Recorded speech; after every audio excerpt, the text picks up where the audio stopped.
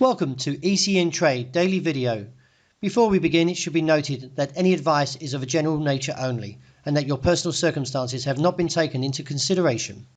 Hello everyone, my name is Rob Clayton and thank you for joining me. A couple of things to note over the last 24 hours. Looking at the US dollar, which measures the greenback strength against the basket of 6 major currencies, has shown relatively strong demand. First of all, kicking in by the bullish divergence, and secondly, a posted bullish outside range day. Therefore, this should give further strength for a rise that looks towards that 94, 50, 60 area. This in terms, when you view the euro, we can see that we've got a rejection from the top side of 116.60.65 and a bearish outside range day. In view of the RSI breaking down, I feel there was enough confirmation, mainly on the back of the third rejection at 116.65, and therefore we should see a further slide with the target seen from the lows of 115 and reassess from there. The Australian dollar, however, is attempting to claim its topside level around 75.45 as we break above the 75 handle. In light of the pattern, I'm wondering if we will get some divergence here.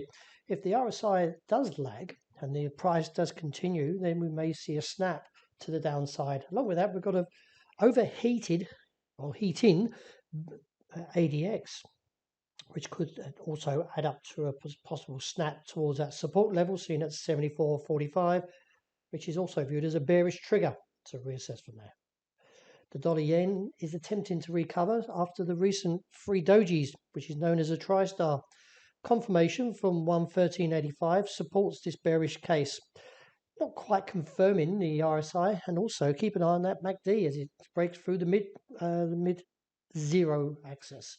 I feel that the market's still destined for a move down towards 112.75 with a base seen around 112.20. Overall, though, I'm not turning my view yet, so I'll keep bearish. The pound was relatively whipsawed over the last 24 hours and posting a slight weaker play. You can see the RSI has broken through that midway point and holding underneath there. So let's see if the market continues to keep an eye on the downside after the confirmation of 137.75 break. Therefore, I'm looking for a move down towards 136.70 and reassess. KGen also is a little bit mixed, but not quite getting that confirmation from the bearish outside range day, which is at 91.40.45. A break beneath there would give further scope down towards the 89 region, but wait for the break. Until then, I'll remain neutral. After the whipsaw price action on Monday, along with Friday that is, we're getting another claim to the upside. Now, if the dollar index does strengthen, I feel that the market bears and also the fact of a bull trap could be lurking close to that 1,812.15 area, which was rejected, as you can see, from Monday. Let's see how the market plays, and therefore could see another downturn and look back towards our bottom side around 1,745. A gravestone posted overnight for oil, and also the divergence still supports further downside. Confirmation to that gravestone is a break of 82.15. If we see a close there, then I am looking down towards $78 a barrel region. Keep an eye on these technicals, they are also somewhat negative. So let's see if the market does snap lower, especially with a overheated ADX. Well, that wraps it for today. Thank you very much for joining me. And as always, look out for the intraday report. I hope you enjoy the great start to the day.